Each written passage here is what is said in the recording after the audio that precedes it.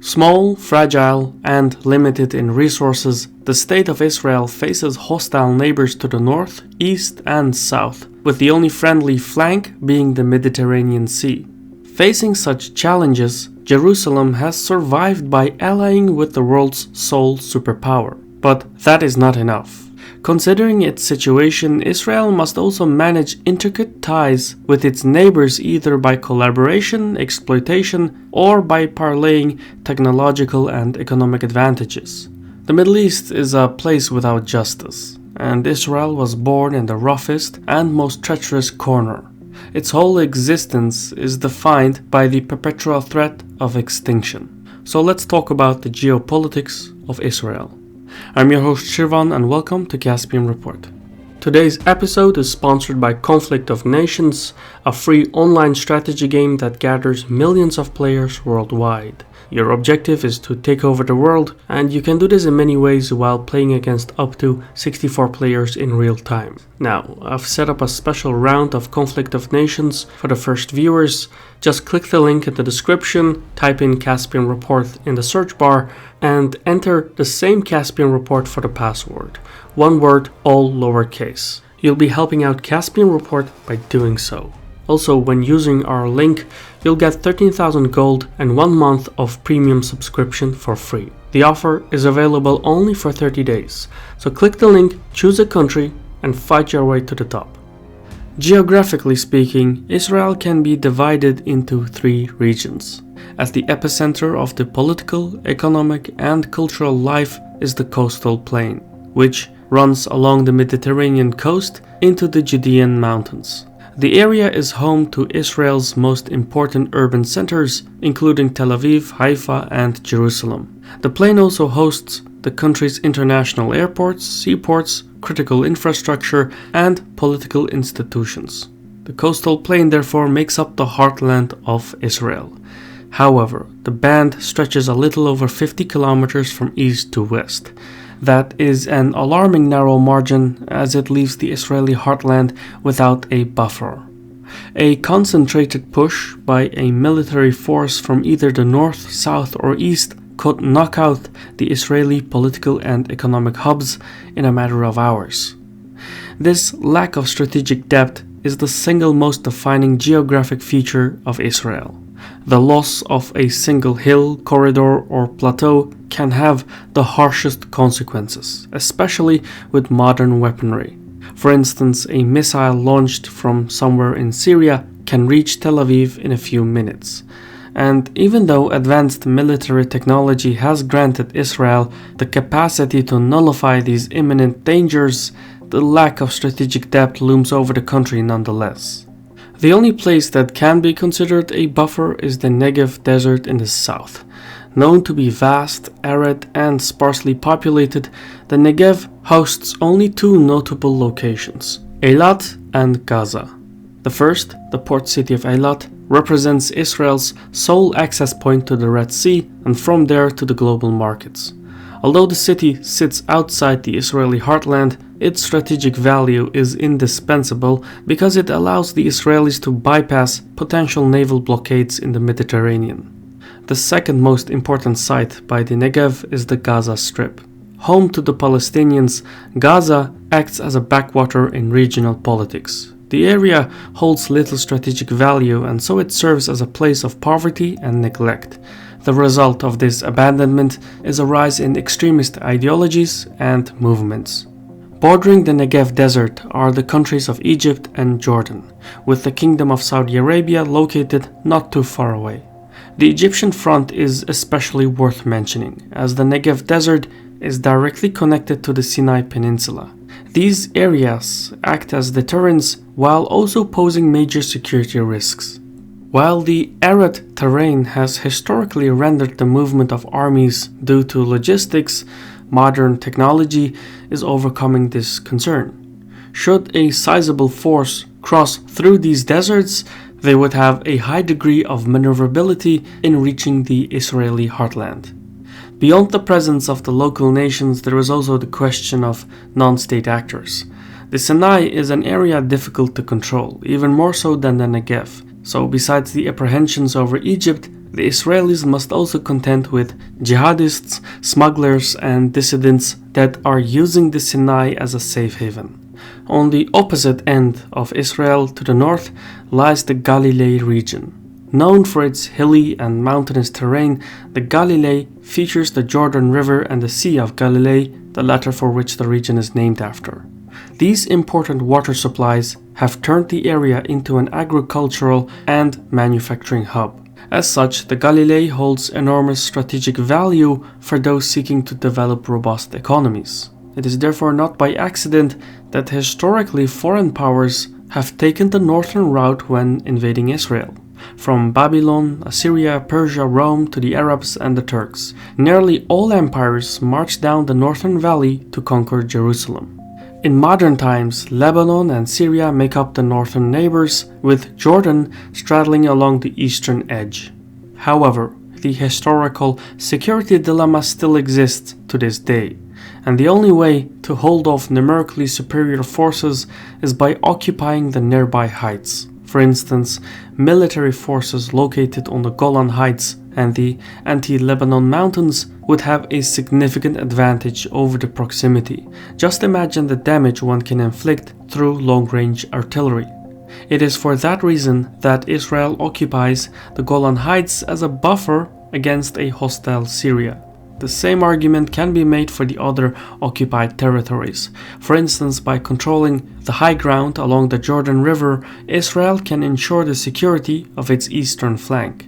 So, although there is no legal validity to Israel's occupation over these strategic heights, without them, the state of Israel would be just one breath away from total destruction. Ordinarily, nations can resolve their security shortcomings by forming strong alliances or multilateral agreements. For Jerusalem, however, friends are few and far. Should any of the neighbors sense weakness on the Israeli part, they would likely act on it. That is precisely what happened in 1948 when Israel declared its independence from the British Mandate. Egypt, Jordan, Iraq, Syria, Saudi Arabia, and Yemen officially entered the conflict. In each of Israel's main regions, geopolitical nightmares came true.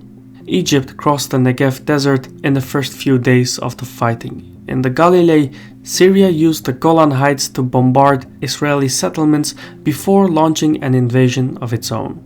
Meanwhile, the Israeli heartland, namely the area surrounding Jerusalem, was under attack by the Jordanian Arab Legion. Still, through a combination of military excellence on the Israeli part and military incompetence on the Arab part, Israel managed to secure an unlikely victory. That victory, however, was incomplete. Yes, Israel began a process of solidifying its borders and searched for other means of deterrence, such as its nuclear missile program in the 1950s and 1960s. However, the neighboring countries would not let go, and they could not. The Palestinian refugee crisis was reaching its boiling point, pan-Arab nationalism was taking hold, and all the Arab nations began boosting their armies. A new round of hostilities was inevitable. In 1967, that war began, and it unraveled across Israel's geostrategic concerns. Egyptian forces crossed from the west into the Negev desert, while Jordanian units launched attacks in Jerusalem from the east. Syria, meanwhile, launched artillery strikes against Israeli settlements in the Galilee region, and Lebanon conducted air attacks on Israeli positions in the north. As unlikely as it seemed, that war resulted in yet another decisive Israeli victory, and the capture of all the strategic territories and heights. Israel's victory on the battlefield demoralized the Arab governments to such an extent that it ushered in an era of instability in the Arab world. In turn, this gave the Israelis some necessary breathing room. Furthermore, the victory in 1967 opened the door for a strategic partnership between Israel and the United States. Prior to this, Jerusalem and Washington had casual relations, but the Soviet support for the Arab states in the Six-Day War pushed Israel closer into the American camp. This newfound relationship would go on to be instrumental in bolstering Israel's national security. However, Israel's newfound triumph came with strings attached. The newly captured territories were populated by Palestinians who were not loyal to the Israeli state. This created a new crisis within Israel that has lasted to the present day. The millions of Palestinians residing in Israel, the West Bank, or the Gaza Strip became either Arab Israeli citizens or occupied persons in a state of limbo. Granting them citizenship was considered unrealistic, as this would have created a demographic crisis. It was believed that somewhere in the future, the Palestinians would become a majority due to their higher birth rates and thereby capable of seizing more political power, possibly even ending Israel as a Jewish state. So, for the Israelis, this was an unacceptable future. However, retreating from the Palestinian territories was no option either. The West Bank hosts many cities that are sacred to the Jewish faith and thus politically difficult to concede. So what happened instead is that over time, Israeli settlements were constructed throughout East Jerusalem and the West Bank. This cemented Israeli control over these regions and enhanced the security of Israel, but it also stoked ethnic tensions across the area and impaired the Israeli-Palestinian conflict. In the following decades, Egypt and Jordan would make peace with Israel, but the Palestinians would form new groups and launch raids and attacks with the aim to dislodge the Israeli occupation. The violence did not work, but neither did the negotiations, and instead a seemingly perpetual insurgency took hold. Today, Israel no longer faces an existential threat, but to weather the geopolitical storms, it must pursue specific objectives. First and foremost, Israel needs to maintain its strategic relationship with the United States. Having America as an ally means that Israel's Mediterranean flank remains secure from a naval threat. Currently, Washington is in the process of detaching itself from Middle Eastern affairs, but the Israeli lobby may yet be powerful enough to glue America and Israel, even if the former has no genuine interests in the Middle East. Second, Israel must normalize its relationship with the Arab world. It is in midst of doing so, but to make things work, Jerusalem must also approach the Arab publics in addition to the governments. Otherwise, it could all fall apart swiftly. Third, Israel must resolve the conflict with the Palestinians. Beyond the recent peace deals with the Arab world, Israel must address the Palestinian issue for the sake of domestic stability. Some sort of deal must be arranged that sees the stabilization and demilitarization of the Palestinian groups, perhaps with a degree of self-governance.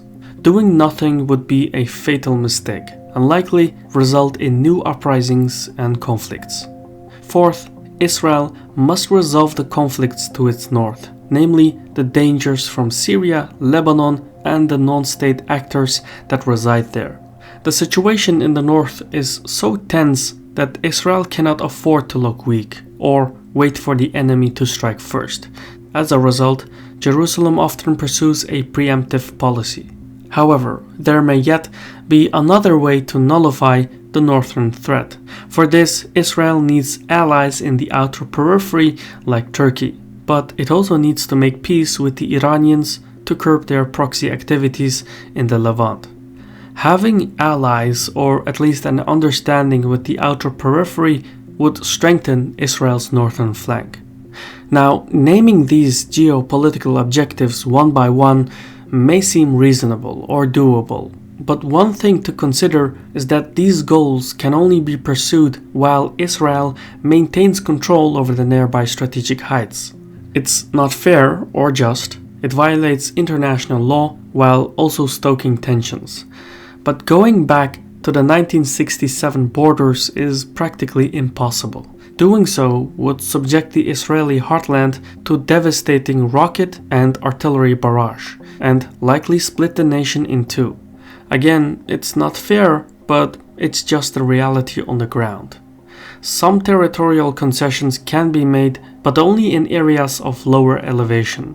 That explains why Israel withdrew from the Sinai Peninsula and the Gaza Strip, yet is unwilling to leave the Golan Heights or the West Bank. so de-occupation is possible, but only in areas of no strategic value. For all intents and purposes, Israel is like a fortress under siege. Its small size means that it cannot afford to lose. It doesn't have a backup plan. So, to survive, Israel will do whatever it takes, even if that means breaking the rules and norms.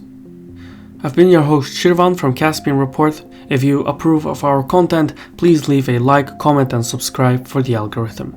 Thank you for watching, and Saul.